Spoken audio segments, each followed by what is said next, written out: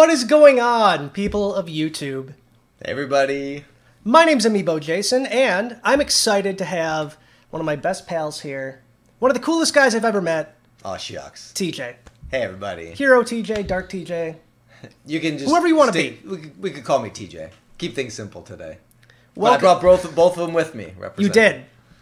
Welcome to a live episode of Smash Switch Speculation. We've been waiting to do this since, we incepted this entire idea. We've talked about doing something live with the community, and we thought with just, 5 days? Yeah, it's before the press conference? Us. Is it 4 days or 5 days? Starts next Tuesday. Man, it's crazy. But yeah, we thought what better time than the last weekend before E3. So here we are talking all things Super Smash Bros., what we're expecting to see from Smash on the Nintendo Switch, and if we have time, maybe some other things too. Yeah, that sounds great. I'm excited. So make sure you guys share the link with your friends. Leave what you want us to talk about in that little comments chat tab over there so we can keep our eyes on it and address anything you want to chat about. So I think before we get started too much on this, let's talk about the show.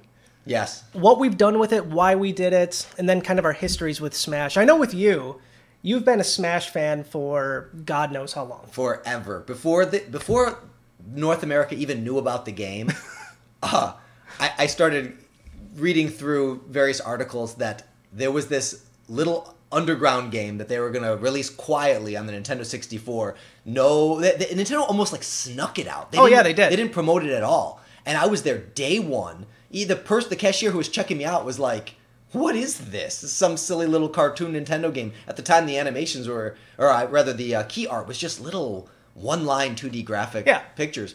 And I played that game to death. I was a notorious evangelist. I would go out through the halls of my high school being like, everybody, you must come to my house. There's this system that lets you play 4 people at the same time fighting. Oh, I don't like fighting games. You will like this fighting game. Oh, the controls are confusing. You just push the big green button. And man, it was some of my best memories in high school were playing Smash 64. I was younger. My neighbor had it, and I had no idea what it was. He had everything unlocked, so he had Ness and everything else. He always played as Ness, and he always did that trick where he could get back onto the ledge. Yeah, he was a timing expert. Skills. But yeah, for people that don't know, TJ has multiple Smash shows other than just Smash Switch Speculation. It started with Smash Supremacy. And then into Mii v Mii, Smash Chess, and then Custom Conquest, which sort of is Smash related. Yeah, it's you customize Smash Amiibo. Adjacent, right. Yeah, for sure. So the fact that we get to get our hands on Smash Switch in 5 days is just breathtaking. Yeah, we are going to E3, just a heads up. So when are you leaving? I leave on Sunday morning. And we are leaving Monday afternoon. So we're going to get in pretty much right in time to get to sleep, wake up right in the morning, get ready to report on everything, and then play Smash. Yeah, this will be my 5th or 6th E3, but I lived in California for 10 years. So this is the first time I'm actually traveling to California. Wait, who's going to pick me up from the airport? I guess I am. I'm renting a car. Are you really? Yeah. Oh my God, that'd be amazing. And I get there before you. So Lauren, we're good to go. Happily Candied is in the other room. I'm hoping I can convince her to just walk in and just wave at the camera. Yeah, the views always go up exponentially. Always. So Happily Candied. Who wants to see Happily Candied? Somebody wants to see Happily Candied. There she is. Happily Candied, ladies and gentlemen. Hi, guys. So all 3 of us are heading over to E3. Yes. It's incredibly exciting. Nintendo, for the first time in 4 years, we were actually invited to play privately, so that's exciting. We've been waiting to do that for 4 years. I'm excited to see TJ in action. Oh, I'm so excited to be in action. Yeah. That just sounds bad, man. I'm sorry. But I know how excited he is about Smash, and this was just meant for him. So Yeah. I'm really excited. Quick confession time. Yeah. A lot of you guys $2. Thanks, man. who follow me on Twitter or on YouTube know that I have not really been that excited about the Switch. The Switch is not... I don't even own a Switch. It has not energized me. The best things about the Switch I've been enjoying 2 years earlier on the Wii U. So this is the first thing? This is the first thing. As soon as I watched that Nintendo Direct, I think I rang you within an hour. I'm like, Jason, we need to do this show, Smash Switch Speculation. I am so pumped. I am buying a Switch now. This is what I needed. I cannot wait for this game to come out, and the day that it does, I'm buying the Smash bundle. Man. That's amazing. It's going to be... This is for you, TJ. Honestly, it's going to be amazing. Before we get into anything with the mechanics or the characters, I really Bye, Happily Candid. Bye. And by the way, I just want to call out the Little Tuttle, I believe was the name. I think they donated like twice. Little Tuttle, $4. Thanks, Little Tuttle. Thanks, man. One of them I think was directly for TJ, so that's awesome. I want to talk about Amiibo. Like, I desperately want to talk about Amiibo. Yeah, let's do it. Amiibo's actually what brought us together. Yeah, I mean, Amiibo is just one of these things that Nintendo just blew my mind with. When I first saw it, I was instantly hooked. Like, the second, it was E3 2014. I'm like, I want all of these. And then the first day they went up for pre-order, I got Mario and Link, and I'm like, I don't need any more. You know, I can't do this. Right. And within 3 hours, I was at every store looking for every single one. That's awesome. And then I think it was 2 days after that, Amiibo News started. For me, as soon as I saw the trailer, I was like, oh, I need to have Link, Mario, Donkey Kong, and Pikachu. So I pre-ordered those 4. I had no idea these were going to be hard to find. And I knew that I wanted to do something special with it. You know, I used to do this. I'm a fight choreographer, and so I fight with real people. An amazing one, by the way. Thanks. He tried to teach me. It didn't work. No, he did a great job. We'll make a video of that someday. But at the time, I was making this show called Warrior Showdown, and it was so time intensive that I wanted to be able to make a show on a smaller scale that I could do all by myself and I didn't need to bother other actors and cameramen and all the other stuff. And so I thought, these Amiibo are perfect. Yeah, I'll use the Amiibo as the fighters. And that idea turned into Smash Supremacy, and I thought, I'm just going to use the original cast from the original game. I'm just going to use the 12 veterans from Smash 64, and I started to get so excited about the idea. I'm like, oh, okay, we'll expand it to Melee. Yeah. And then once like the King DDD wave and all those other ones got announced, Ike, I'm like, all right, I just gotta go. I'm all in.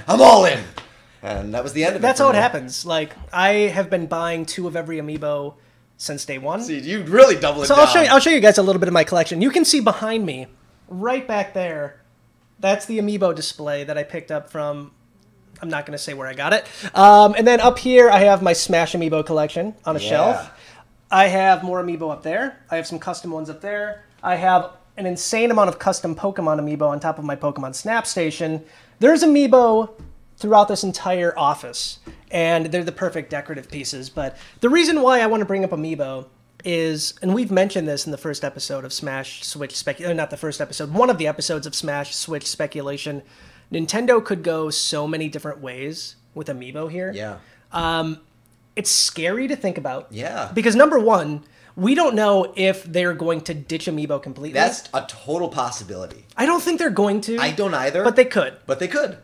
And if they do, I'm going to be just devastated. They could put out new figures, and that's what I'm hoping for. And they could do something completely new, brand new cards, something similar to that. I think cards would be the safest bet if they don't do figures. But it's still, we're 5 days away from knowing what they're going to do, and my heart's like racing. Yeah, me too. I don't know why it is, because if they get rid of figures for Smash, I feel like it's the end of an era. Like, Amiibo News is what brought so many people together. It's what brought us together. It's what brought Happily Candied and I together. It's what brought our entire Nintendo Wire team together. So if Amiibo get ditched, I'm not too worried about I get what you're saying about the end of an era, but what always tends to happen is as an era ends, a new one begins. Yeah. And what it has me more excited about this E3 than any other one that I've gone. E3 2014 is tough to top. That was so good. You had the late President Iwata doing a real fight with Reggie Fils-Aimé, and that was how they introduced Mii Fighters for the first time. And I mean, my jaw hit the floor. My wife had to come in and like literally scrape me up with a spatula. I was goo. I was so excited for that. And right after that was the Zelda trailer too. Right, they announced Mii Fighters and Amiibo like back to back, right back to back. First they showed the Reggie and Iwata Mii, and then Iwata brought in the Mario Amiibo. And I'm like, this is the greatest thing ever. But at the time, Nintendo was in desperation mode, full-on desperation mode. The Wii U was suffering. It had a very low install base, and Nintendo generally did not have that positive of public perception. But now, people are really on the Switch bandwagon. Yeah. And so people are going into this with all the same level of excitement that they had about Smash as they have always had about Smash. But now we have a much larger and galvanized community of people. So that makes me even more curious to see what kind of stuff Nintendo's going to throw at us. It's going to be interesting no matter what happens. Again, personally, I'm hoping they go with the figures. Figures are what I really love about Amiibo, and I'm kind of nervous if they want to like make more of the big ones. Like Detective Pikachu's a cool Amiibo, but I have no place to put him. You might realize he's up there on the Snap Station, but he's just awkward. Right. I'm not as crazy about Amiibo as Amiibo Jason. I have. That's not true. I have hundreds of them, but I'm not a completionist. You have more Amiibo than I do. Okay, that's true. But by and large, but a lot of them are customized or for customizing. I don't have every single one. Like I don't have Mega Yarn Yoshi, and part of the reason I don't is because what am I going to do with it? Like you put it on a shelf. You give it to your kids. Yeah. Mega Yarn Yoshi is currently on my daughter's bed. Like she loves that thing. Yeah, I'm sure my kid would. I bought him all the little Yarn Yoshis. Yeah. But I was like, $40 for something that doesn't have any real unique game functionality. I'd rather just buy her a new game. But he's big. He's big. That's all that matters. And Detective Pikachu, I can honestly say I would love it way, way more if it was the same size. Oh yeah, we have the Gondacris. Yeah, Gondacris. The Gondacris Detective Imagined Pikachu. one that's much closer to how I would want it to be. So I get that he's stand out and he's unique by being larger, and I really do like that Nintendo keeps challenging our idea of what Amiibo is. Like, as soon as people are like, Amiibo is a figure. No, it's not. It's a plush. An NFC chip. Because you can take that Amiibo and you can make it a plush, a figure, a card, a cereal box. It can literally be anything. And they have even talked about ideas that they haven't realized yet, like making it into transformable vehicles. So maybe we'll see, I mean, this is getting a little bit away from Smash, but maybe Amiibo will become that rumored Star Fox racing game. They make transformable Amiibo for that as some kind of premium line. Yeah. I mean, if let's go back to Smash real quick. If they do figures, would you more anticipate like a Player 2 line like we saw with Cloudcore and Bayonetta?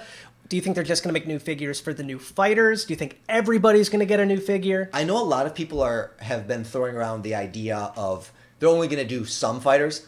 I don't see that happening. I really do honestly believe it is an all or nothing situation. You cannot take any half measure with Amiibo because then all of a sudden Nintendo is saying to you, we prioritize these characters over these characters. And they've taken very meticulous strides throughout the entire Smash series to not show preferential treatment to any one character. Balance is ultimately one of the paramount goals of Smash Brothers. So if they said, we're only going to do Mario and Link, then people will be like, well, those aren't my guys. Those aren't my characters. I play as so everybody Mark. Gets one. So everybody gets a brand new Player 2? Everybody or none. Here's my issue with Player 2. I would like it, but I'm coming from the perspective of somebody who has all of Player 1. So I really don't think you can market a Fire Luigi you can. As much as Luigi in his more traditional appearance. So some of these figures, they move because their appearance is so iconic. And if you start putting Mario in a black hat, which is one of his alternate skins, then it confuses his identity with how we're accustomed to seeing him. And I think that might ultimately lead to lower sales. And as you get down the roster to some of the characters who are less iconic, then they're even harder to recognize. So I think we would see completely different poses. So it's going to be like we saw with Bayonetta, Player 1 and Player 2. Totally different poses. I don't think it's going to be Mario in a black hat. I think we're going to see Mario with Cappy, for sure. I think we're going to see a Breath of the Wild Link. That seems the most likely. With everything else, they could easily make a new pose to make it something more just unique. Yeah, that's what I'm hoping they do. If I got to pick, if they said, hey, TJ, what do you think we should do?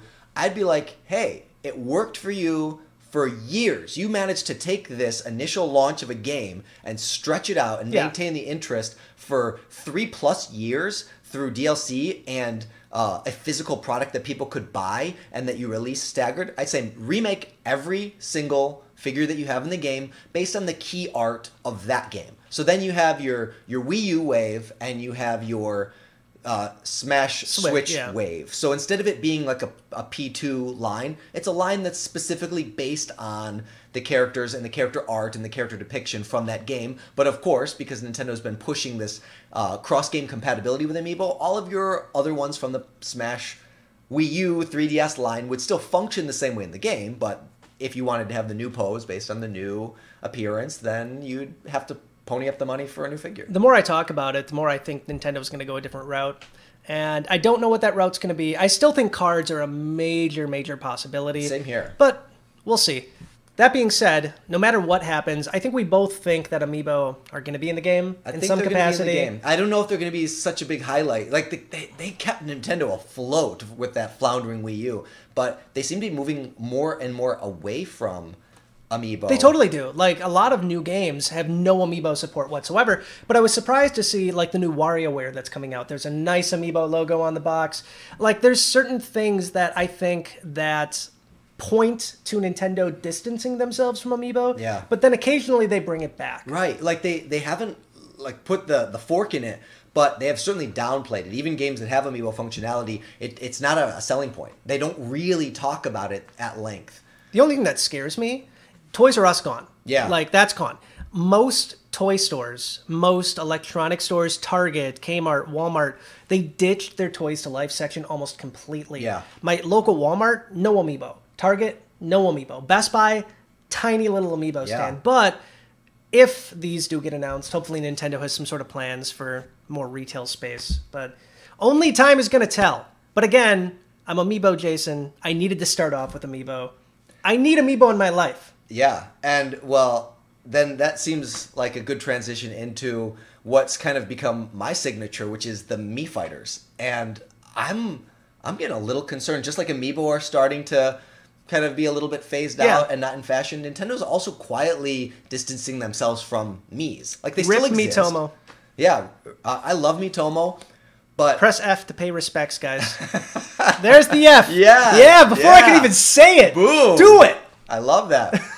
And I've been listening to some of the chatter online, and a lot of people are strongly suspecting that Mii Fighters will be cut. Here is the one thing that has me holding out hope.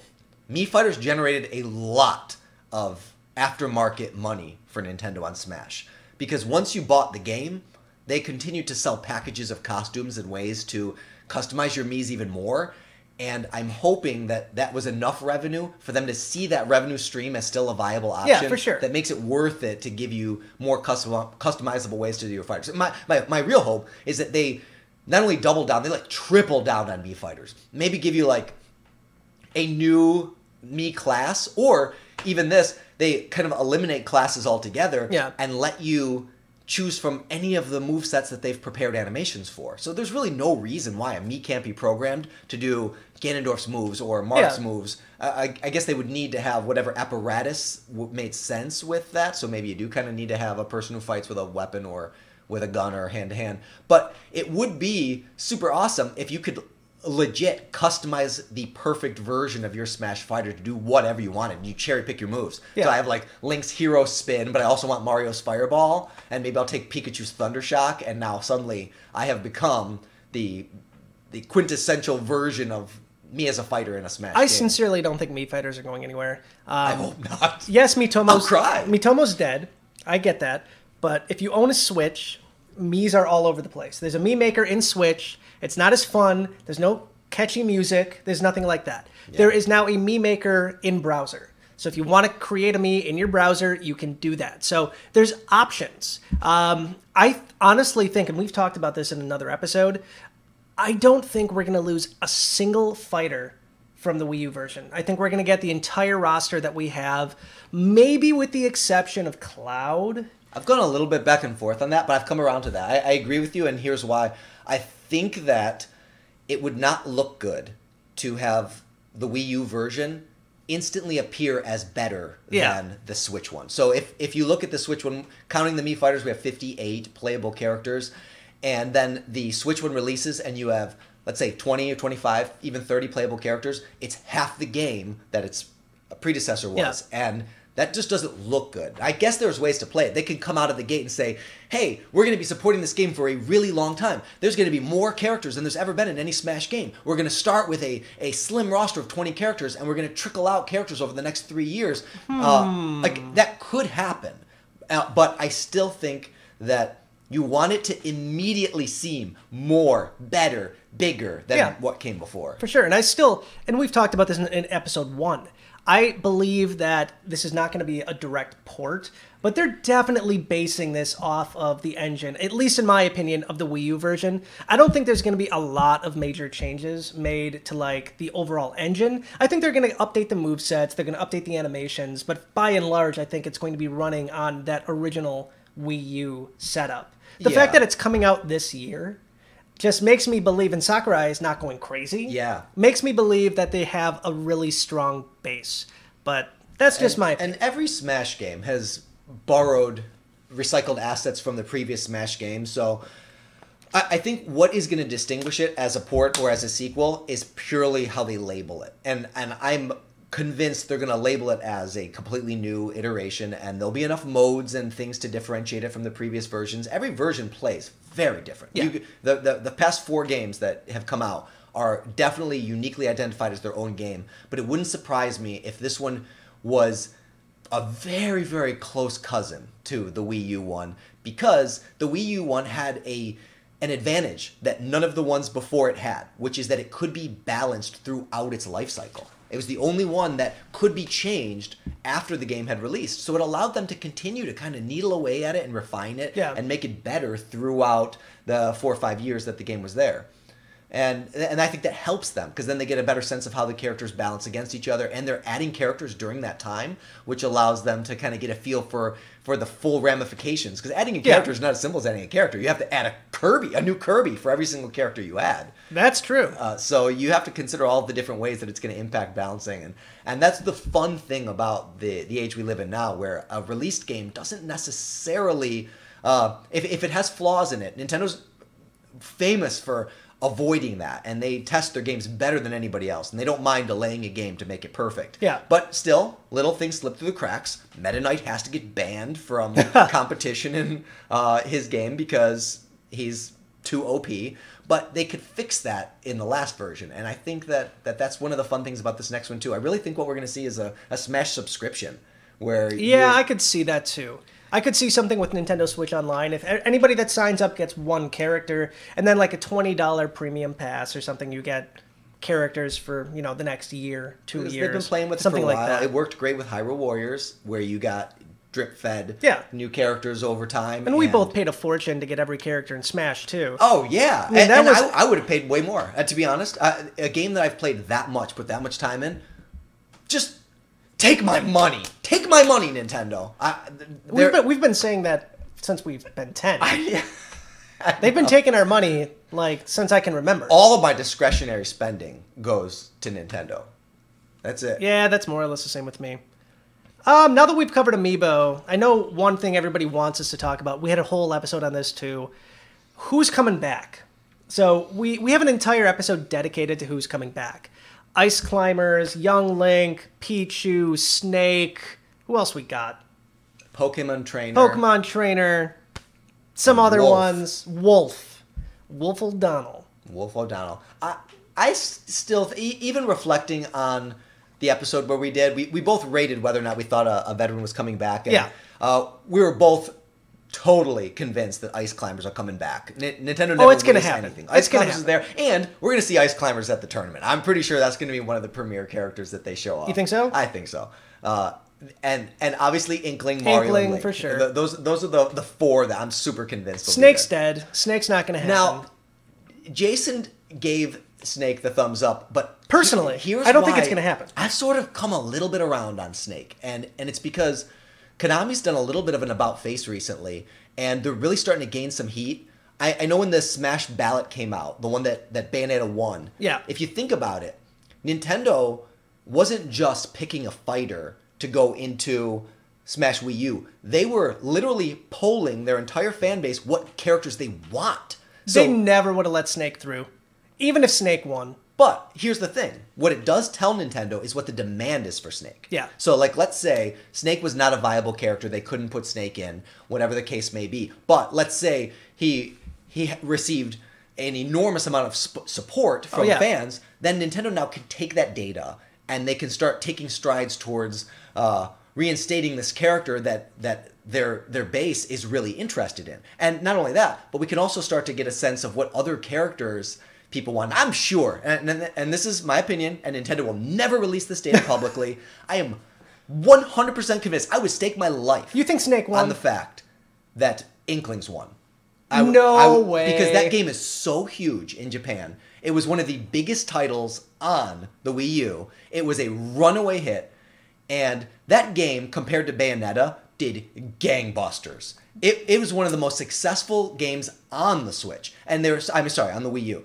And it was such a popular, underrepresented franchise that I feel like Nintendo needed something to save. I was like, I feel like they were like, okay, Inklings are huge, but we have to save this because they're the only rock star that we have to launch Smash Switch. And I felt exactly that way when they announced Bayonetta. And come to find, that was actually the avenue through which they announced Smash Switch.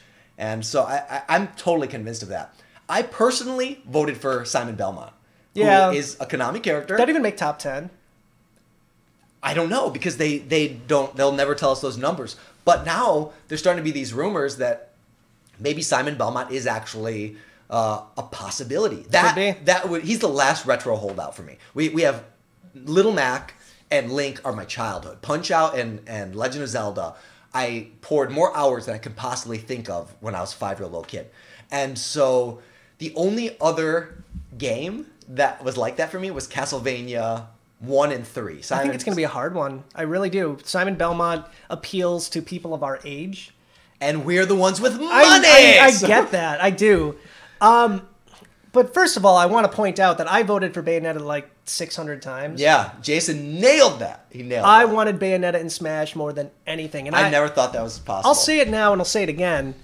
Bayonetta is one of the best action games on any console ever. It's even better on the Switch.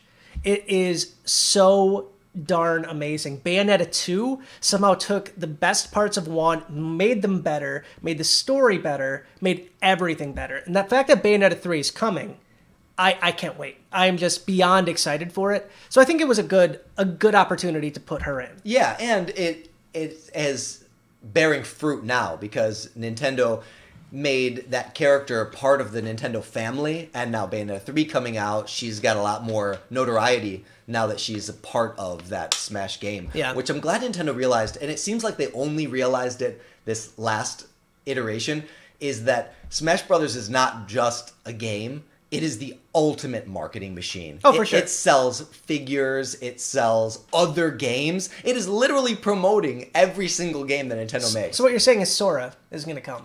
But before we get to Sora, it could be Sora. Back to Snake. I think Bomberman is another name that's getting tossed around. So Bomberman, Simon Belmont, both Konami characters that Nintendo that have never appeared in a Smash game.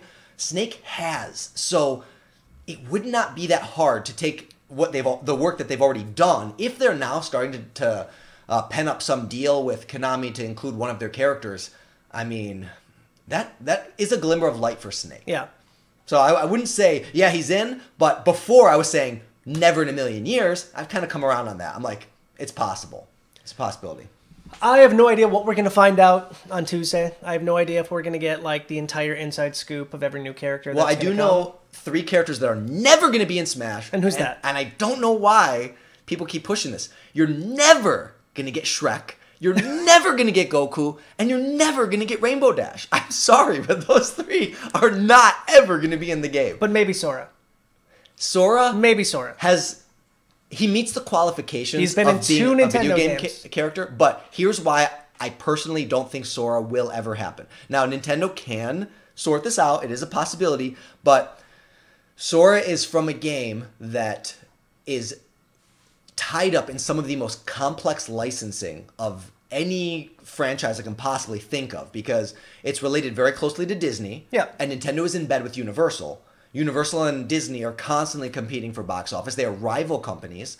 It's unprecedented for movie studios to really do cross-compatible, cross-licensing deals on that scale. It happens. So, like we had Lord of the Rings, The Hobbit between Warner Brothers and, was it New Line? And then Spider-Man between Marvel and Sony. But it's really, really rare.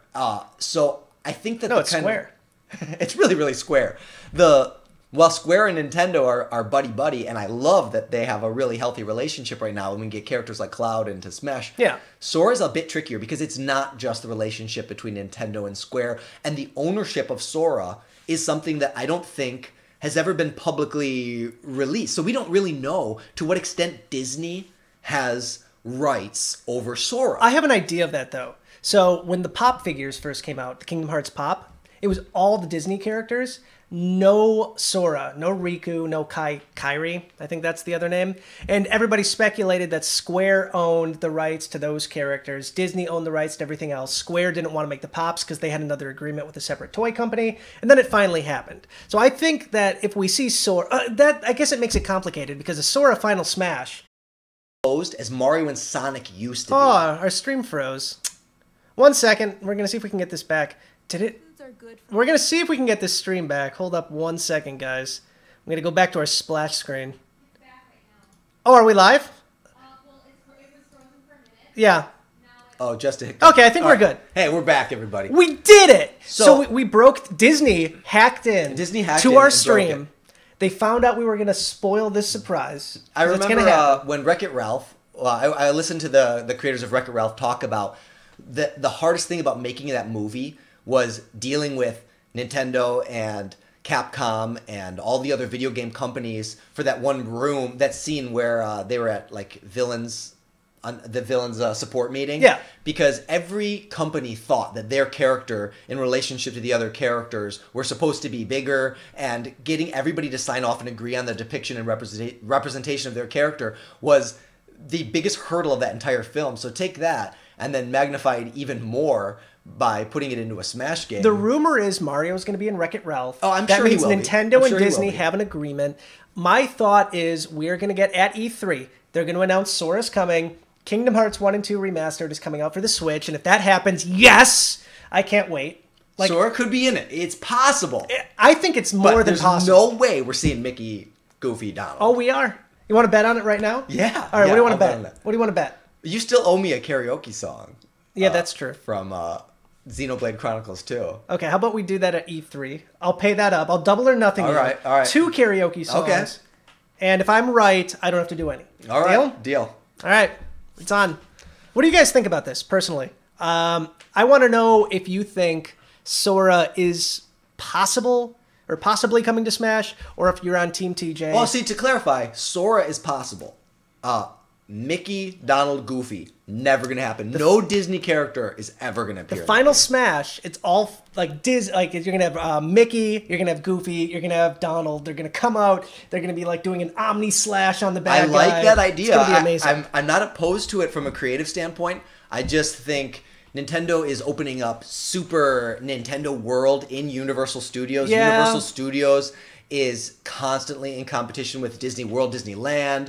So direct competitors, I mean, it's not unprecedented. Mario and Sonic are now fighting in the same game. If Yeah, you would they have are. said to 90s TJ that one day you would get to go to the Olympics and have Mario and Sonic fight each other, or you'd be able to fight them in Smash Brothers, I would say you were insane. So now this is current TJ saying Mickey, Donald, Goofy in Smash is insane. So maybe down the line I look back and I have a similar feeling as I did about Mario and Sonic. Yeah. But from where I'm sitting now, it's just doesn't seem legally viable. I have a terrible track record with these, just a heads up. You did but guess Bayonetta, though. I did guess Bayonetta, but that was a given. I felt that was a given. But Doris. Pichu's not going to happen. Next. Okay. The Connor Awesome says talk about Crash. I think Crash is in. I think it's do. about time it's Crash. I mean, the fact that you could have Mario, Sonic, and Crash Crash. in one amazing team battle. It is taking that 90s kid. It's actually speaking to my generation, I think, because we remember Crash with the megaphone standing outside Nintendo yeah. headquarters shouting, "Hey, can your plumber do this? Can your plumber do that?" And really like trash talking Mario. He was trying to get Mario to enter a Smash battle back in the 90s. So He did. to have the Nintendo mascot, Sega mascot, and PlayStation mascot all playable in the same game where they can literally smash the living daylights out of each other, that is a 90s kid dream come true. And I'm surprised it didn't happen on the Wii U, to be honest. I think it's really because now that we have the Insane Trilogy coming onto Switch, it is perfect timing. Like, what better time than to be like, hey, guess what? Now, all these games that you used to only be able to play on PlayStation consoles, you can now play on Nintendo, and guess what? Crashes in Smash. Crash and Smash. I hear rumors that Activision has some sort of Crash tease coming up at E3, so it could just be like a special bonus stage for the Switch version, but it makes a lot of sense with Crash coming out, and they pushed the release date forward, too. So maybe there is going to be some sort of tie-in. Yeah, I'm really curious to see how that's going to break down. Another character that was talked about a little bit was Spyro the Dragon. Yeah, and that's, I think, less likely. But I do too. It could happen. It could happen. My problem with Spyro is he's already in the game, except his name is Charizard. So That's true. Spyro's a little cutesier. Right. So to try to make that character somewhat unique when a lot of what he does is pretty standard dragon fare. Yeah. It's hard to get him to stand out. I don't know if we want to get into this now, but I actually think Pokemon need a little bit of a facelift or an update. Cut him. Yeah, I'm in the same place. I'm not against Pokemon. We don't need Greninja. We don't need Lucario. Greninja's not going anywhere because while I personally have no affinity for him, I do not like him, he is the #1 most popular Pokemon in Japan. So how is that possible? Probably because the anime. He's a frog. I know. He's a frog man. The tongue disgusts me. He's one of my least favorite He's got a tongue Pokemon. scarf. I'm looking at his Amiibo right now. So here's my thing. I'm going to make big, bold prediction. Eevee, playable character. Nope. Yep. Because... I think the only reason why a Pokemon should be playable in Smash is if it distinguishes itself in some sort of significant way to break itself from the herd of 800 other Pokemon. Now, where I'm coming from, there's only 151 Pokemon. I don't care about any of those other ones. I'm a Gen 1er, but the one exception to that rule is every later iteration of Eevee. And now we have this... Let's go Pikachu, let's go Eevee. Suddenly, the biggest two, most significant, most important Pokemon of 2018, 2019 are Pikachu and Eevee. So why not make them both playable in Smash? Pikachu's already there, and Eevee, I don't know how you do this, but he's a character who has literally every possible elemental moveset at his disposal if you could figure out some way to creatively manipulate the evolutions to be... Well, you can only evolve once, right? Like, I don't think they're going to, make it completely throw canon out the window and say you can evolve 100 times on the same Eevee. You know, there are I know that they've had different workarounds for that in other forms of media, the manga, I think, and don't quote me on this because I'm not 100% for sure. You're quoting the manga? Well, people quote the anime. All right. Okay. So if you're going to play the anime card, you got to also let the manga in. There are ways that Eevee can manipulate his evolutions to not have to make them fully committed. But Smash plays with that kind of stuff all the time. In Hyrule Warriors, I know this is a different game, you can use the hook shot to shoot the Termina moon and pull it down and smash your enemies. Obviously, there's only one moon, and when you do that move, the moon respawns. Smash is pretty ridiculous, too, so I think there might be some way to do it. And then the other solution that I would like to see with Pokemon, I think, and this kind of extends into a couple other franchises too, we have these transformation characters that were all cut from the previous iterations because the 3DS couldn't handle those. So Samus and Zero Suit used to be the same character. Sheik and Zelda used to be the same character. And that's actually what made Zelda special. Zelda became a pretty lame character once she didn't transform into Sheik anymore. It took away all of her dimension. You're going to trigger somebody by saying that. No, nobody likes Zelda. People like Sheik. But I don't know. Zelda as a character... I bet we have a Zelda main in here. At least one. There's no Zelda mains in the world. If you're a Zelda main, I love you. Because I wish there were Zelda mains. I love the character, but she gets no love because she's just not really competitive and she's not fun. But when you can transform her into Sheik all the time, then it makes her a lot more unpredictable, a lot more exciting. That's really Zelda's super unique bit, is that she can do that. And you kind of rob her of that by making non-transformable, and along with that, you lost the transformation of the Pokemon trainer. So Charizard on his own always felt a little bit hollow to me. I like Charizard. He's one of my favorite Pokemon. He was always my starter when I played the original games, but he's not unique, really. He's a random starter.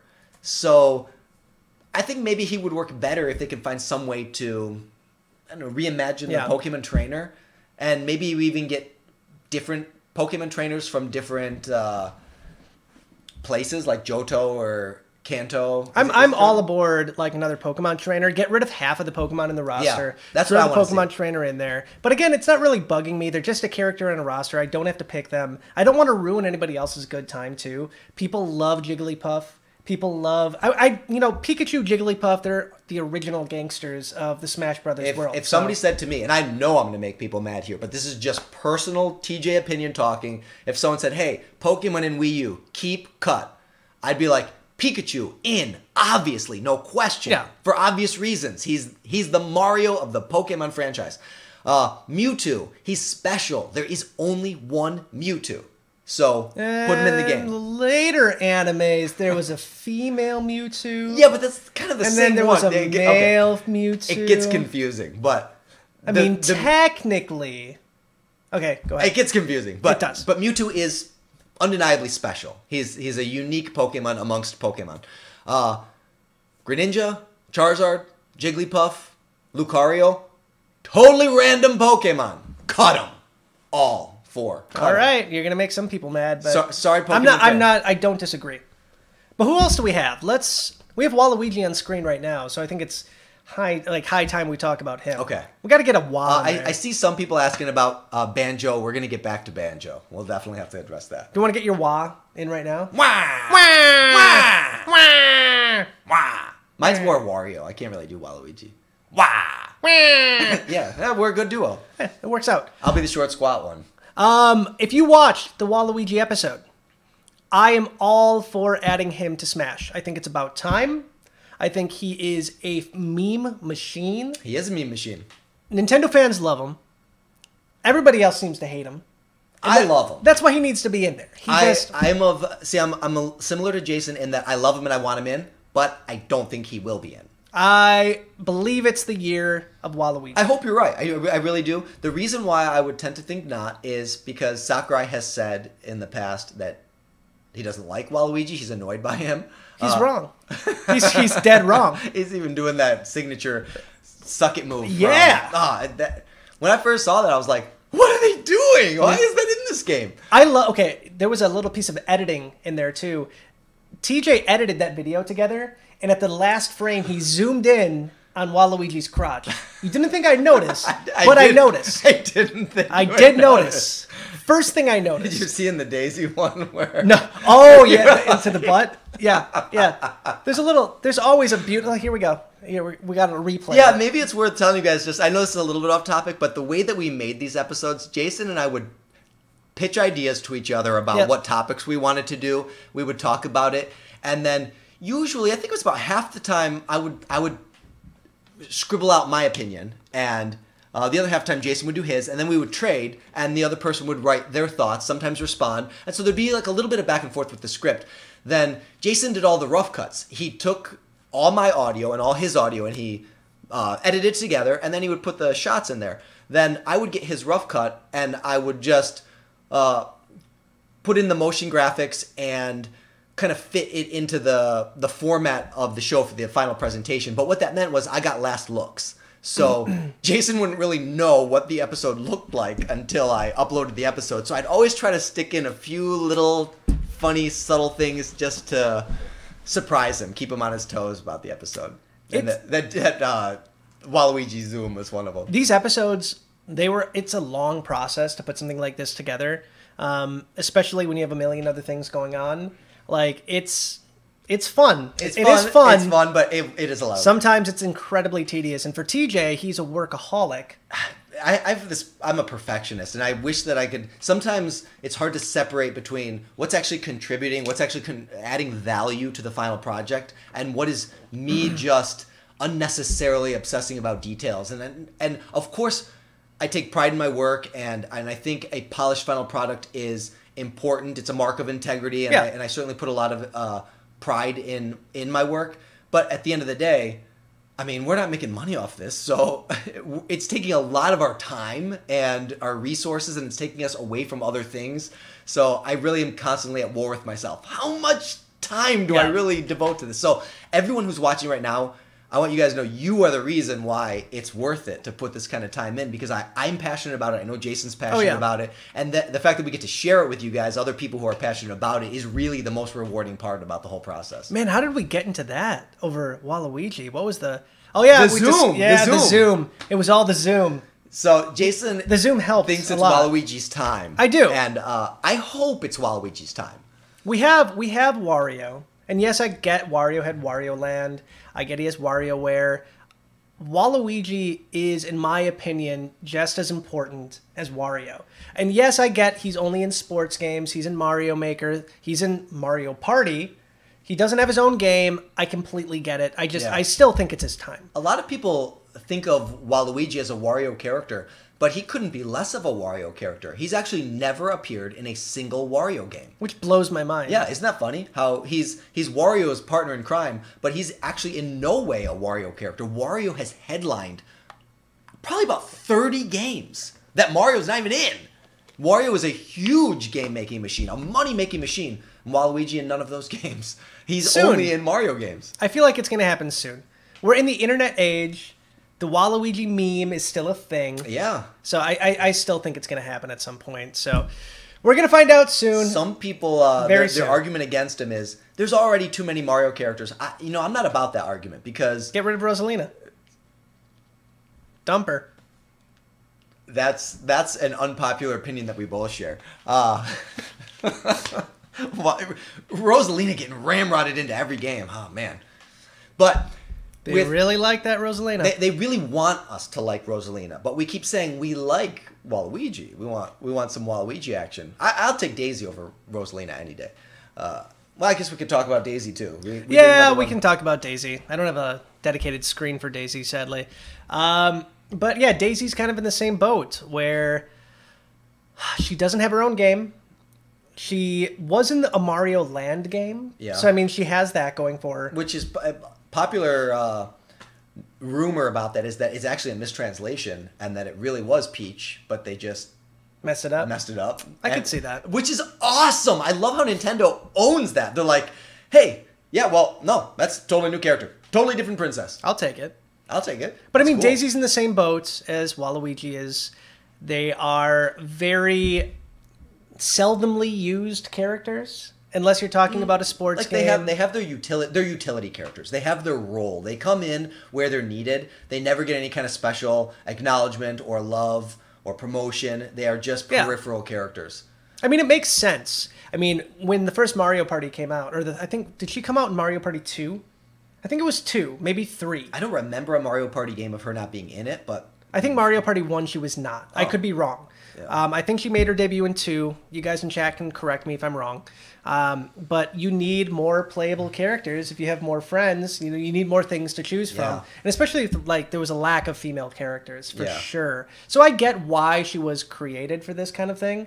But... Again, I'm thinking it's going to be tough for her. I think Waluigi is a better shot. I do too, because he's unique in more obvious ways than Daisy is. I mean, Daisy's a tomboy, for sure. Like, a very different character than Peach. Yeah. But and I think we might get both. It's totally possible. I would like a sports. We talk about this in great detail in that episode, so if you really want to know our thoughts, you could see the case of Daisy. But I think Waluigi does have a better chance. Yeah.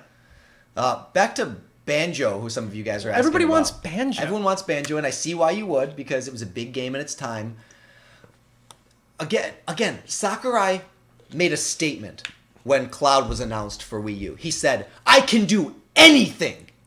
And I believe him. He literally did the impossible. He achieved something that would never, ever happen. So it's hard for me to sit here and say anything will never happen. I know I said it like 8 times already just during the stream. But the reason why I don't think Banjo is a very viable option is, while Microsoft is totally on board, why wouldn't they be? Yeah. It's free promotion for a character that they own, and any subsequent games that they release that center around Banjo, Nintendo has no vested interest in. So pretty much, Nintendo is making a free commercial for Microsoft. Now, they could work out some other kind of deal, like maybe... I know that they're playing nice with Minecraft. Yeah. But... I just really don't see that happening. It could happen. If they did, it would purely be because Nintendo loves you. Because they have no no interest in it. It doesn't benefit Nintendo in any way. No, I'm in the same boat completely. With Banjo, anything with Rare, the fact that it's not a third-party character, it's a 100% owned by Microsoft character, it just doesn't make a whole lot of sense. Yeah. So, but again, crazier things have happened. Cloud made it in. So. But I mean, Cloud makes more sense, though, because Cloud could potentially... Cloud was never on a Nintendo game. Like, Banjo he was a sort Nintendo of. game. Okay. He was in, what was it called? Theurge? Lauren, what's that Final Fantasy rhythm game called? Theatrhythm. Oh. He was in Theatrhythm. He was in Kingdom Hearts Recoded, and he was in Kingdom Hearts, what was it? The Game Boy Advance Kingdom Hearts. It wasn't Recoded. Somebody in chat's going to have to help me out with this. But he was in that one too. So he was technically in a Nintendo game. Okay. That's something. I'm stretching. That's something. I'm totally stretching. But there you go. So some of you guys have also... Oh, I missed it. I don't know how to use your mouse here. See, I don't want Banjo, though. I want Conker. Give me Conker. Not Sweet Conker. You don't want Diddy Kong Racing Conker. No. You want Conker's Bad Fur I want Day. frying pan in hand, alcoholic beverage, drunk Conker. That's the one I want. So another one that you guys are asking about in the chat is Captain Toad. We didn't talk about this one. Toad is totally viable. Totally viable. He is... So, number one, Captain Toad can't jump. If you've played Captain Toad, he does not have the ability to jump. He can fall. That's right. So, but their explanation is his backpack. So yeah, that's true. What if we did things with his backpack that made it possible? Because we don't actually know what's in there. So what if, for the purposes of Smash, he's kind of done what Diddy Kong does and kind of loads it up with things that might propel him? What if it's Kazooie? What if Kazooie's in his backpack, lifts him off the ground? Now that would surprise everybody. Could happen. Captain Toad would be great. I'm still blown away when they announced Captain Toad for 3DS and Switch. See, that's what's there was making no me think Amiibo. Maybe. Why no Amiibo? Maybe they're waiting for Smash. Yeah, that could be. The Captain Toad is a game that I bought for Wii U. I played it very little just because of so time. Much fun. But my wife and my daughter completely 100%ed that game. And I'm excited it's coming out for the Switch because it's a game I will double dip on because I think I can play it better on the Switch. Yeah. And I'd like to see him in Smash. Toad is the only playable Mario character in a mainline game that has not made it into Smash yet. He was originally playable in Super Mario Bros. 2. Oh, good call. He's been playable in many Mario iterations since then. He's technically in Smash, though. Well, Princess Peach pulls him out of the butt. Yeah, so I think what we would do to fix that is no problem. Just change the Toad that she pulls out to purple, green, and blue. And then you're fine. And that's it. Because that's all we get. We know that the red Toad with the blue vest is like Toad, and it's not really totally clear if that Toad is also Captain Toad, but I'm inclined to think that he is because Toadette is chummy with him. So I think that Toad just kind of expanded his horizons. Yeah. And so he's also acquired the captainship. Captain Toad makes sense. Yeah. He really does. Somebody else mentioned Springman. Springman makes a lot of sense, too. I don't like ARMS all that much. My daughter loves ARMS. Yeah. But if Nintendo's trying to push a new IP... Yeah. And he's already a fighter. Yeah. See, here's the thing. I don't like ARMS. The game is not fun to me. But I would love me some ARMS in Smash. I would love to play that style of character. It's like Dalsim from Street Fighter. Yeah. And we don't have any characters like that. So it would be super cool. I know people are like, but Springman is the worst. We got to get somebody cool like Twintel. Twintel is the worst. And it's because she's the only character. I love her as a character. Yeah. She works great in ARMS. But she's the only character in ARMS that is not representative of ARMS. She's hairs. She doesn't fight with her arms. She fights with her hair. So That's true. It has to be somebody who at least is accurately representative of that franchise. Personally, I think Spring Girl would be better than... I'm sorry, Ribbon Girl. Ribbon Girl.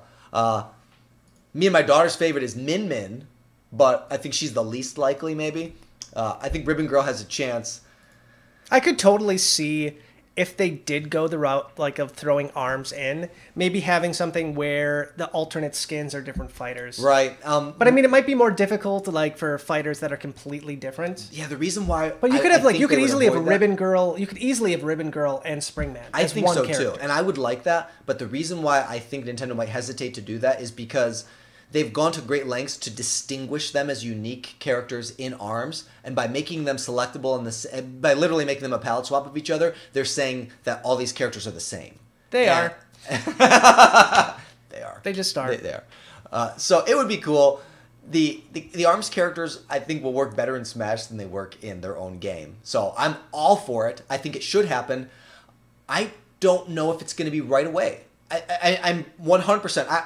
100% I'm sure that the launch base roster will not be the complete roster. Oh yeah, that's a given. So completely. even if characters that we're predicting now aren't announced at E3 and aren't unlockable later in the game after it's launched, they might become playable down the line during the lifespan of this game. So I'm somewhat hesitant to think that we'll have a launch ARMS character because of the timeline and the development cycle and the plan that they usually stick to pretty rigidly when they start developing Smash games. I don't think that they had enough time to develop an ARMS character. I could be wrong, but there will be an ARMS character in that game, in this version. At some Mark point. my words. Yeah. At some point. Besides that, I know there's other characters that people wanted us to talk about. Gino is a big one. Bandana D was one that doesn't make a lot of sense to me personally, but people love Bandana D. Yeah, I don't and I'm not understand going to talk smack about him because we're going to lose half of our audience. He's a Goomba with a spear. Oh, don't say that. This man does not represent the values of Nintendo Wire. Sorry, Ricky Bird. Goomba with a spear and a fashionable headband. We mentioned Gino. We just did. People want Goku. Goku's not going to happen. Okay. What is Gino? Okay, so Lauren, if you want to come in and defend Gino, you need to come in and defend Gino. I'll defend Gino. Gino was one of the standout characters of Super Mario RPG. Super Mario RPG is a game that you kind of needed to be alive during the 90s to even know what it is. It's Correct. the best. It was great. It is the best. We got a Gino costume in Smash for Wii U. Yes. That should be enough, and he's right there on the screen, And there. I kind of agree. I think. What else do we need? A character. I'm gonna defend this till the day I die. Unless Nintendo has some plans to revive Gino, to make him relevant, to put him in another game, I think it's almost like pointless. So Super Mario RPG, baby, 2! Exactly. That would be the best. Like, that's exactly how you want to do it. You want to use the machine of Smash to sell future games. And if you make another Mario RPG, it's about time. Yeah. Or introduce a new Mario game, even separate from Super Mario RPG, and introduce Gino in a new fashion. I'd love to see him in a different type of spotlight. People are nostalgic for Gino, and I get it. It's not just that. He's such a unique character. He is unique. He's what, a puppet? Yes. Yeah, basically. He was a bad guy, turned into a good guy. Yeah. He'd be that cool. old story. He's like a life form that crashed down, took over the body of the puppet. I feel like he's too niche. Amazing. But the fact that we got a costume for him should be a really good sign that Nintendo at least cares enough to put him into Smash in that respect. Yeah, the one reason why I think Gino really does stand a chance is because Sakurai is so sick of being inundated with requests for Gino. He's even said it on a number of occasions. He's like, stop asking me for Gino. That's the very reason why Gino needs to be there. And we said this earlier. We're probably going to need to say it 5 or 6 more times. Goku is never going to be in Smash. You say that, but it was just leaked that Dragon Ball FighterZ is coming to the Switch. So that's going to be not only playable at E3, but it's playable in Nintendo's booth. Yeah, not Bandai so Namco's. play that game. It's not Bandai Namco's, it's Nintendo's booth right next to Smash. Now, the conspiracy theorist in me, the guy who's the Pepe Silvia, you know Pepe Silvia? No. Some of you know who Pepe Silvia is. This is the kind of thing that gets me excited because maybe Nintendo is highlighting this game because Goku is in Smash. Maybe it's a nice collaboration between the two companies. It's not insane. It is insane. Goku is an anime character. I get it. Yes. But he's also a video game character. And the fact that we're seeing Fighter Z on the Switch means it could be a good time to cross-promote. Here's the difference. Gandalf from Lord of the Rings is not a movie character. He's a book character who is adapted into a movie. That's true. So Mario was in a movie, but he's a video game character adapted into a movie. So we're talking about where was a character born? Does it all matter anymore? It does matter. Does it really, though? It does matter. And it matters because Nintendo made those rules for themselves, and it's the one rule. Rules are made to be broken, I understand. Expectations are sometimes blown away. I never thought we'd see Cloud. I know I keep harping on that, but that was like a mind-blow moment. But Goku... And I love Dragon Ball Z. Oh man, I used to go and watch Toonami. I would set my alarm clock. I would go and watch every single episode. I've seen the entire series from beginning to end. I love Goku. I want to be Goku. I want to Kamehameha right now. I train it every day. But he will never be in Smash. And I don't think he should be in Smash because he doesn't fit amongst a roster of video game characters. We live in 2018. Yes. Multimedia is meshed together into one. But that's weird not what Smash is. melting Smash pot. is not a multimedia That's not melting what, pot. That's not what Smash was. That's Smash not- is evolving. Video games are evolving. Who would have thought? Is it evolving though? Who would have like, thought? What's changed? It's still the exact spirit of what it was in the beginning. Who would have thought that you would have a portable game console that you can pop the controllers off, share it with a friend, take it home, and dock it? I thought of it. You did not. Okay, Lies. you know how Nintendo used to do those surveys that they send out and you get points?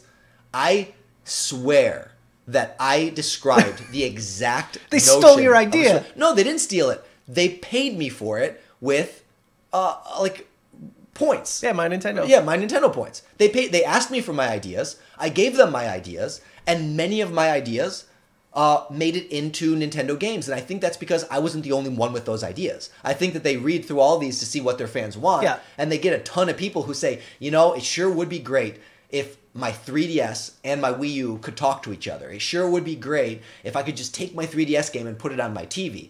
And so they're like, hey, that would be great. And they make a switch. Yeah. So like, if you got millions of people saying that in these surveys, they didn't waste their time. They made a product that people want.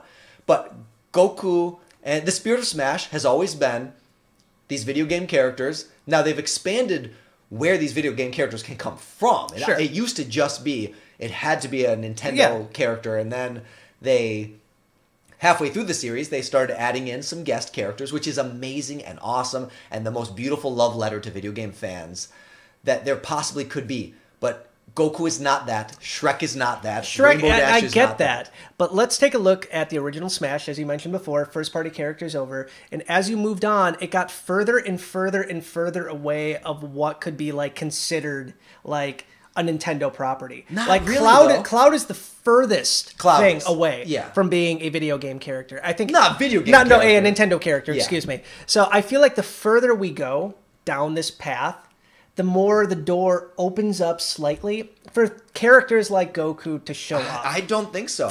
Because even though Goku has a long tradition of being a video game character, I don't even know who Kelowna is. Neither do I. I'm sorry. Yeah, everyone who's asking about Klonoa, Klonoa? I'm really sorry. I have no idea who that is. Who's Klonoa? We mentioned him finally, so stop saying it! Klonoa. I'm sorry, EJ, Smither, and anyone else who's asking about Klonoa. I just don't know Klonola. that character. Klonola. Just for that, you know, I don't want Klonoa in Smash. some. Traveler. What is it? He's a dream traveler who's fated to travel to places. Just what game, though? It's called Klonoa. The game is called from Klonoa? Klonola Bar. Nobody wants Klonoa. A lot of people do because I've been seeing it in the comments, but I'm sorry, I just don't. I'm not familiar with those games, so I can't really weigh in on that at all. But other people are asking about Tails and Sonic. Tails and Knuckles. The reason why I think that probably won't happen is because there isn't a precedent yet that I can think of, unless I'm wrong, of a third party having more than one guest. It doesn't, and they shouldn't. They really shouldn't. Yeah, I kind of don't think so either. So if we're like the Sega, Sonic isn't just in there as the Sonic the Hedgehog representative. He's in there as the Sega representative. So, And Bayonetta 2, sort of. but Bayonetta's second party, so Yeah, I she's can a see that. Nintendo like paid for that game, so that's a little bit of a different situation. Even though, Capcom got Mega Man and Ryu, though. you're right. Capcom's got two, and Mega Man is a good example of how you were saying how the doors keep getting wider and wider as you go down. But in some ways, for me, Mega Man has never been anything other than a Nintendo character. I know he's been on many other platforms, but I have only ever played him on Nintendo. So, Battle Network, baby. yeah, to me, he's a Nintendo character. Same as Castlevania. I know it's been on everything, but I only ever played Castlevania on Nintendo. And I played it on every Nintendo. I played it on the NES, the Super NES. I even loved the Nintendo 64 one, which I only recently found out that people think is lame. But I loved it, and I played through it twice. I even played the Legacy one. So, for me, I think that these third-party characters that are getting introduced, even though they are not Nintendo characters, by and large, they are characters that have a strong presence on Nintendo. Yeah. With the exception of Cloud. The one character who's like, whoa! That's why the door's open. The door's open. You can't shut it. But it hasn't been opened yet. It's we open. have never, ever allowed a character into Smash who was not born in a video game. Hasn't happened yet. Not yet. And so I don't think we're... First time for everything, buddy. It's not going to be this iteration. We'll see. We're going to see. Before we move on to a new subject, because I know we want to talk about like the controllers that might get added. I do want to bring up indie characters because I think we're going to see our first indie character in Smash this year. I don't, but I wish we would. I think Shovel Knight is going to be a shoo-in. If we do get an indie character, Shovel Knight has the best chance. I wish he would be, but I don't think he will. He can Scrooge McDuck, though. Oh, yeah. It would be awesome. Like the best moveset ever. I think Shovel Knight would be an awesome character, and if there were any indie character that should be in Smash, Shovel Knight seems to make the most sense. There are a few other ones that I know people are really into. Ukulele, I know people like, but that game just sucks. No, that's not going to happen. I'm sorry, Shantae makes sense, Shantae too. makes sense. Cave Story Kid makes sense. Steve from Minecraft is not necessarily an indie character anymore. Yeah, that game is pretty mainstream. Steve actually makes sense. I could see Steve show up in Smash, for sure. Nintendo, he has a better chance, I think, than, say, Banjo.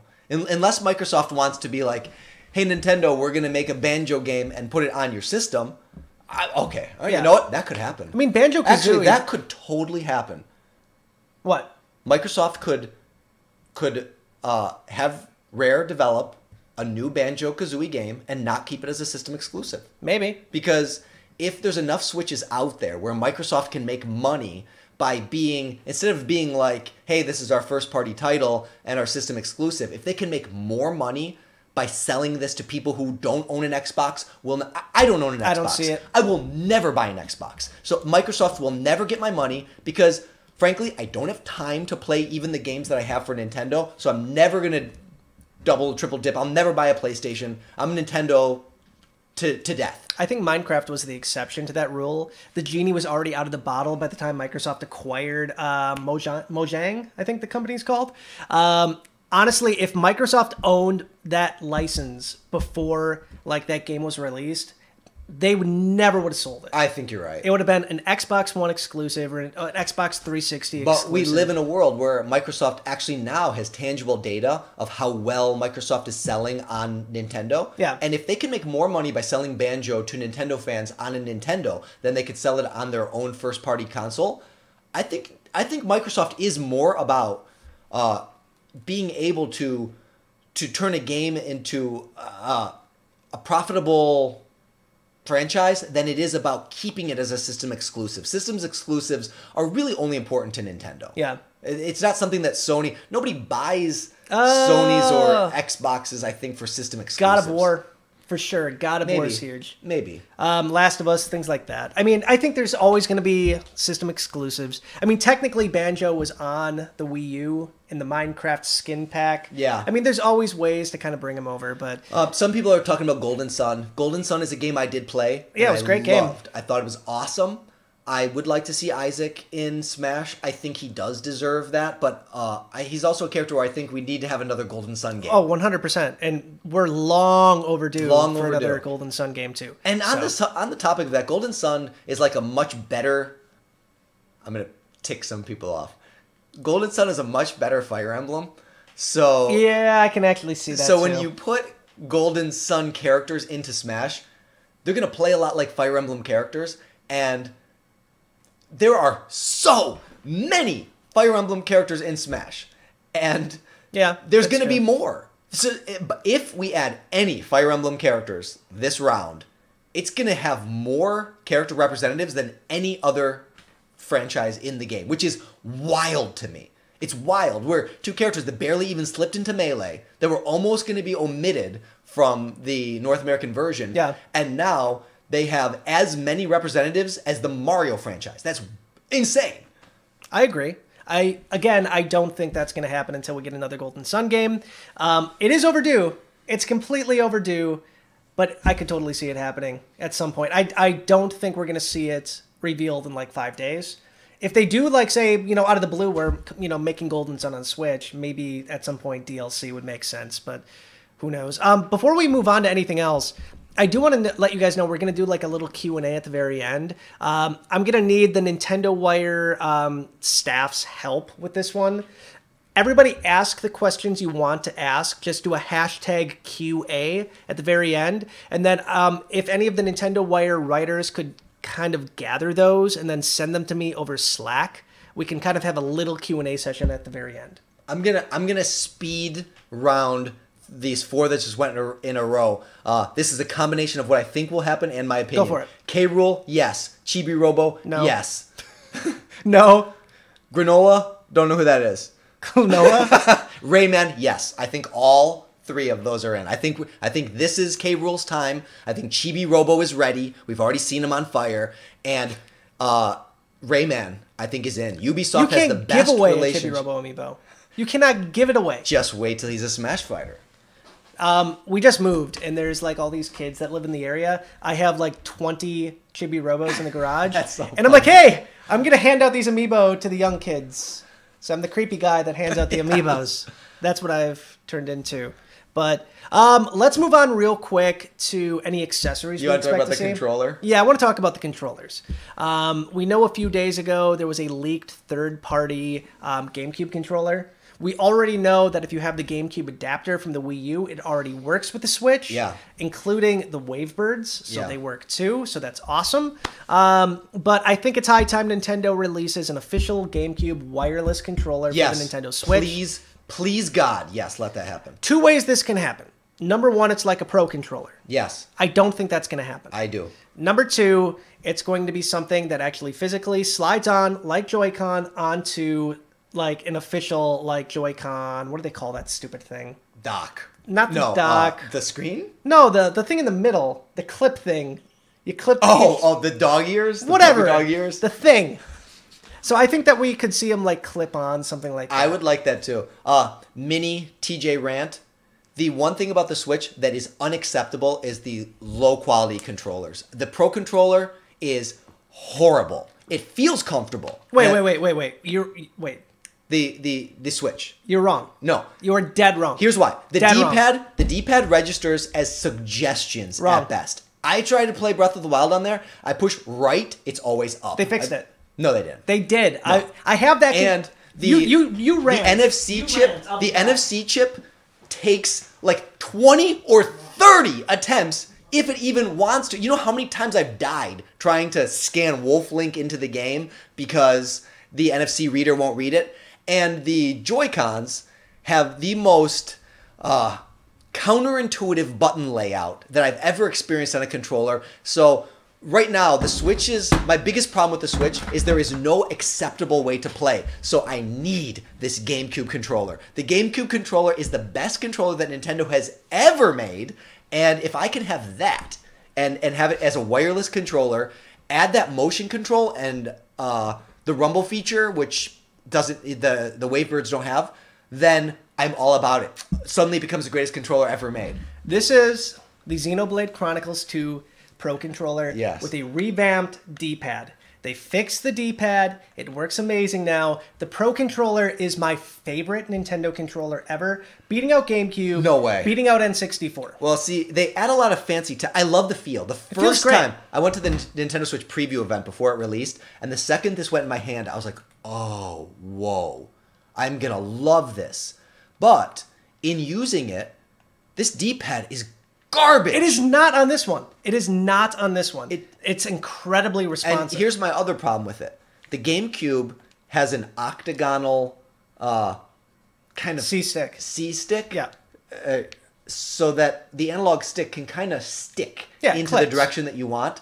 I like that for games like Yeesh. Smash. Because Yeah, for Smash, I can because see I it. want there to be a lock as I move in. I get with games like Animal Crossing and Breath of the Wild and Mario Odyssey where you want to have complete freedom of movement. But for me, I would much rather have the controller lock into place like that. It makes the C-Stick a lot more comfortable to use. Is it called the C-Stick? It was no. It This was is the C-Stick. It was called the C-Stick on the GameCube.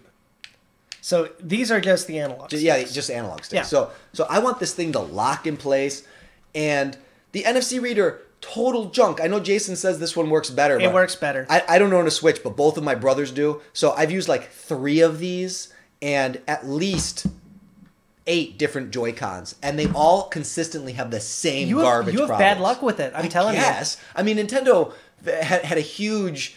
I mean, I know they kind of downplayed it, but that left launch Joy-Con, That thing, I had that problem that too. thing, you can't even pass that thing off. With Labo, it shows how deficient it actually is because one side will turn and the other side just kind of twitches a little bit. So, I mean, I'm not here to bash Nintendo, but the point being, I will lose my mind over a GameCube controller because that's the biggest deficiency that the Switch currently has for me, is I have to kind of suffer through unacceptable interfaces to play the games that I want to play. Well, that's what pains me about the whole thing. Nintendo has this amazing opportunity with Joy-Cons. The fact that they clip on and they clip off, Yeah. there should be an accessory for every play style. There should be an official D-pad Joy-Con. There should be... I mean, it doesn't make any sense that we only have like the traditional Joy-Cons at this point. That's why I think at E3 this year, it makes the most sense that we're going to see a bunch of different ones come out. I just want to say, Adam and friends, you are my hero. Why? The Wii Remote is his go-to controller for, Eesh. for Smash. That's awesome. The one thing I love about the Wii Remote is it's the only interface where you can use the D-pad to move your guy. That's what I want to do. I don't like analog sticks in 2D games. Yeah. So for me, I hated that you had to use the D-pad for the taunts unless you were using that controller. So that's a huge advantage there. But then you don't have enough buttons for the other stuff. So Yeah, it kind you of go. bugged me. But yeah, I mean, I honestly think it's the time for an official GameCube controller to come out. It makes the most sense. Nintendo with Nintendo Versus, they are really, really digging deep into the competitive Smash-like Yeah. field. So it makes a lot of sense to come up with a controller that would fit that need. And yes, I know the GameCube adapter works, but you don't want to sell an accessory for a 20-year-old controller. That's Yeah. not quite 20-year-old. What is it, like, how old is Yeah, the... yeah, it is. Is the GameCube 20? Is it? The Rockhawk 64, thank you. Yes, Abdul Decidueye is in the game. No, not going to happen. He's in it. No more Pokemon. I'm not saying I want him to be, but He was already in He's in. Pokken. We don't need him in another game. And we've mentioned this before, too, back onto Pokemon. Pokken Tournament is the Smash Brothers of Pokemon. Keep them there. yes, Just keep them there. I agree too. And that's why we have that game. Take the Pokemon that you want to fight and put them in the Pokemon fighting game. They don't need to be in Smash. Amen.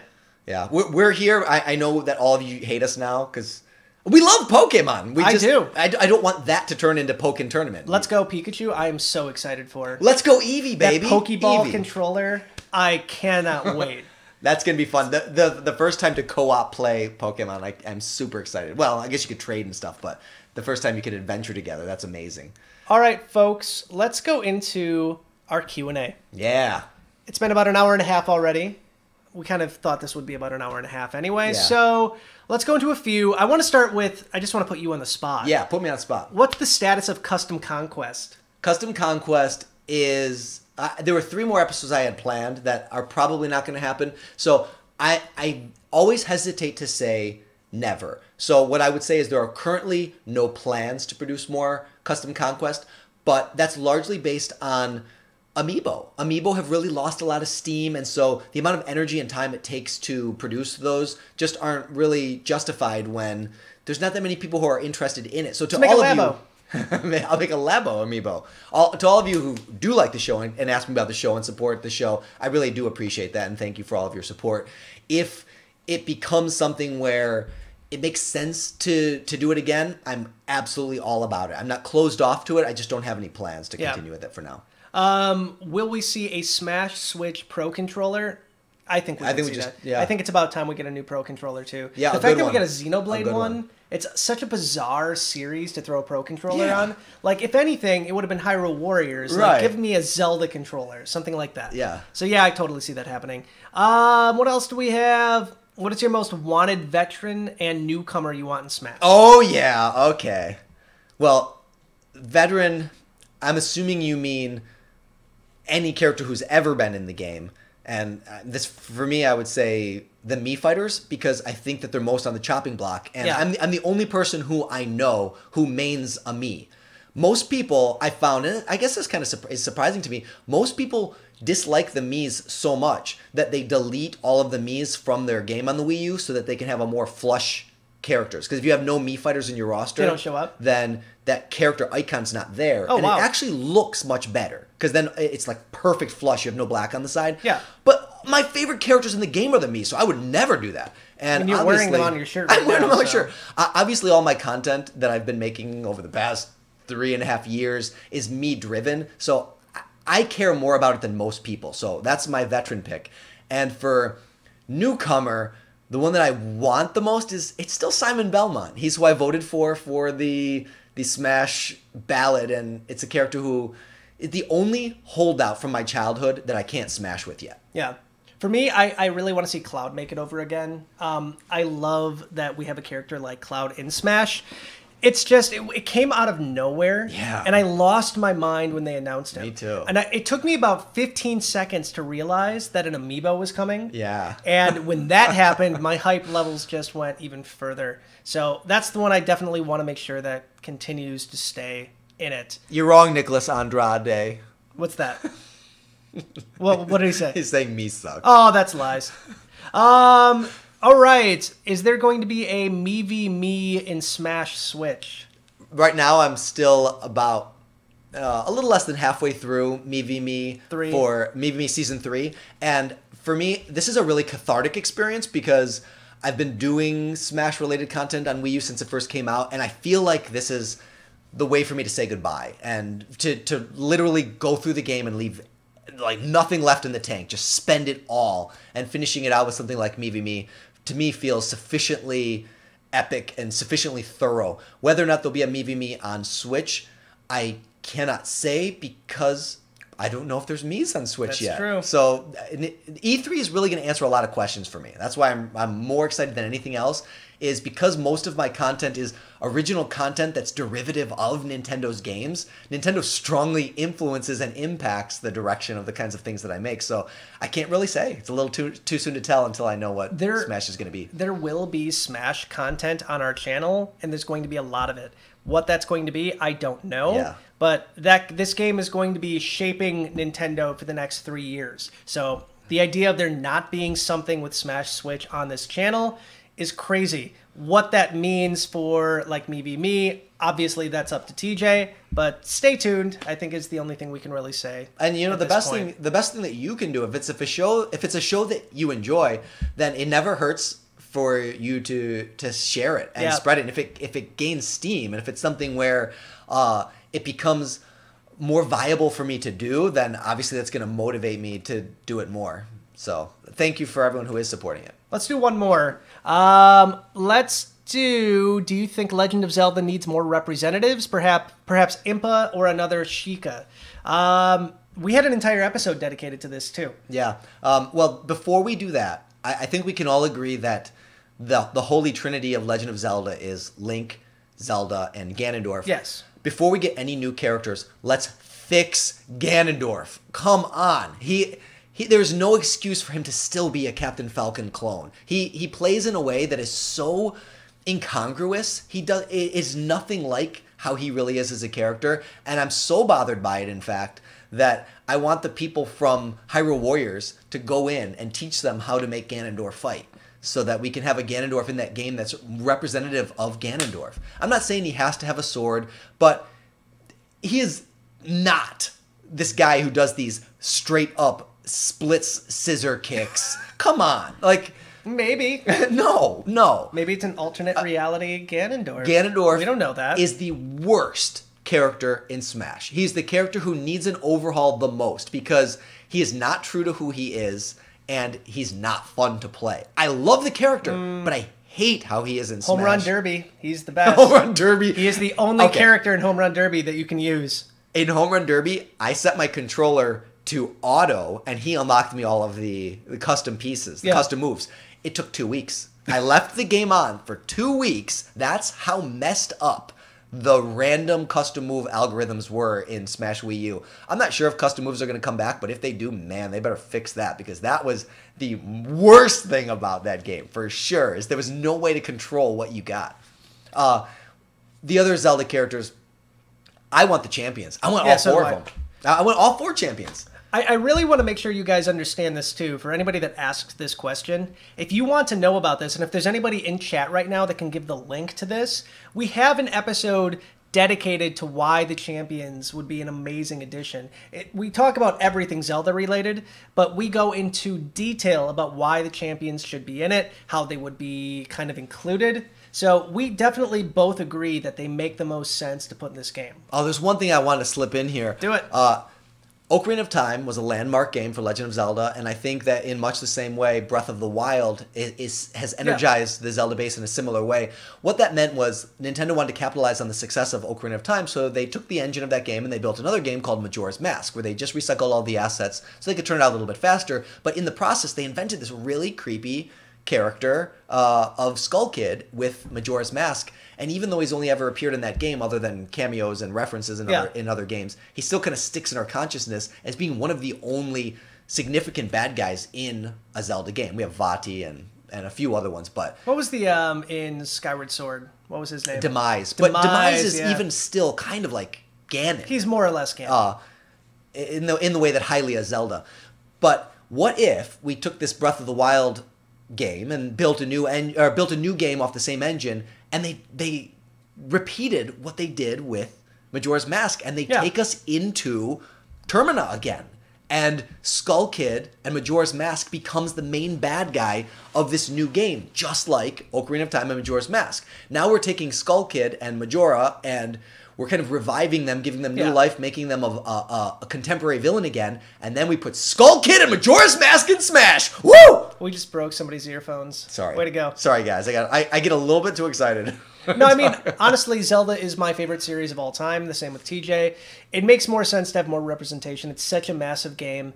Again, I think that it's a matter of puts Zelda back with Sheik and makes the most sense for that to happen. Please do that. Please do that. Free up a slot, throw in the champions. Either have A, all 4 champions are in the game, or B, which I think would be the best way, have all 4 champions somehow into one character. That would be tough. How that would work, I don't know, but I think it's doable if they worked out the logistics of it.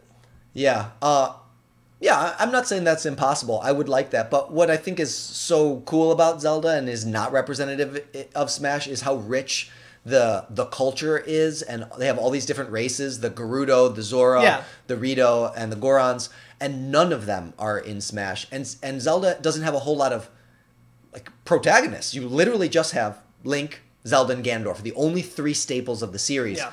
Impa is a peripheral character. She appears in a lot of the games. I think she would be cool. I would like to see her in Smash, but I don't know that because Impa changes from game to game so significantly. Like Old Lady Impa? Old Lady. That's my favorite. My favorite is the one from Oracle of Seasons, where she's like the super voluptuous opera singer type body. But then actually, to be totally honest, my favorite version of every Zelda character is Hyrule Warriors. Like those designers, they just went in and they gave these characters makeovers, and they all look awesome. I'm not kidding. Like we're having Champion Link, or at least Breath of the Wild inspired Link, put Sheik back with Zelda, and Hyrule Warriors Ganondorf. Fix that guy. I understand that he only got into the game in the first place because he needed to be a clone of Captain Falcon. Yeah. Fine. But we're past that now. This character needs to be given the respect he deserves. He is the Demon King. Show some respect for the king. We'll see. We'll honestly see. I mean, I think that there's so many other options too. Skull Kid, I don't think it's going to happen whatsoever. But I'm still on Team Champions. I really am. Yeah, Team Champions. And I think Zelda could get a nice makeover from Breath of the Wild. I think so. Before we leave, there's been one person who's been asking it for something called Gorochu the entire night. I have no idea. I know what it is. There was a leaked evolution of Raichu called Gorochu that they were going to put in the original Pokemon game, but it got scrapped. I just want to say, yes, I read your comments, and that's what I know about Gorochu. Do you want Gorochu in Smash? Like, I'm not sure what you're asking, but there you go. Oh, before we go, it. A friend of the show, Cody Stork, wanted to know about stages. Sure. What we wanted to see and what you expect to see. What New stage Donk you want City is going to happen. Yeah. There's going to be an Odyssey stage where the Odyssey... Here's what's going to happen with the Odyssey stage. The Odyssey is going to fly from kingdom to kingdom. I think so. So you're going to see... That's a shoo-in for sure. Yeah, it just makes the most sense. Besides that, there's going to be Breath of the Wild. My guess is it's going to be Hyrule Field with the castle in the background with all like the red things like flying. Guardians shooting at you while you're... Oh, for sure. Yeah. For sure. That could totally happen. That would be cool. Besides that, I think it's going to be a crapshoot. Those are the two I 100% would stake my reputation that they will happen. Yeah. But anything else besides that, I think it's anybody's game. It all depends on who is going to get announced. Obviously, the Inklings are coming, so either Inkopolis Square... Oh, yeah, definitely. Any newcomer is for sure going to have a stage associated with them, I think, because it's just a way to really differentiate this game from any past iterations. I'm just thinking now about, like, the Inklings. Like, when you shoot your gun, is there going to be ink all over the battlefield that just stays there? I don't know. I'm really curious about how they're going to make that work. I'm sure it's going to be great. I wonder if maybe it'll be dissolve over time. Yeah, I wonder if like the characters themselves are going to get inked. Like, when you get hit with some items, it kind of slows you down for a little bit. Maybe the ink will do that. It'll have like a weighted effect where it slows down other fighters. There's all kinds of... That's something I think we're going to figure out real fast is how the Inklings play. So before we head out, TJ, where can we find more info on you? Most of the stuff that I do is right here on this channel, so the best thing you could do is subscribe and click that notifications bell. Mii v Me right now is going up every Tuesday, Thursday, and Saturday. We're not going to miss a beat for E3, so they'll still be on time every day. It launches at 3 p.m. And then Smash Supremacy is building to a close. The last episode of the semifinals comes out this Sunday. You're going to know exactly who the two greatest amiibo are in Smash Brothers for Wii U. If you don't know what it is, I went through exhaustive research and ran literally thousands of trials to see when you subtract the human element, which amiibo is truly the greatest fighter, and it's down to the final two. So make sure you tune in on Sunday and figure out which one that is. If you want to find me on social media, you can follow me personally at Custom Conquest, and if you want to follow my Mii alter egos, you can go to at Mii Hero TJ, of course that's MII, and Mii Dark TJ. Hey, there it was. I was waiting for Dark. It's hard. I say it so much for Mii v Me that it's hard to say. Mii Dark TJ. I was waiting for that. Dropping into that. You can find me obviously here. We do an insane amount of content on Nintendo Wire's channel. In fact, there's a lot of Nintendo channels out there, but I think we put out some of the most original content out there. The stuff you put out is god tier. It's amazing. We have Tom Brown, who is known as Rotobit. He is a hero. He's a pixel hero. He has just put out a brand new episode of our D-Make series. It just came out. It's on our channel right now. It's Animal Crossing D-Make.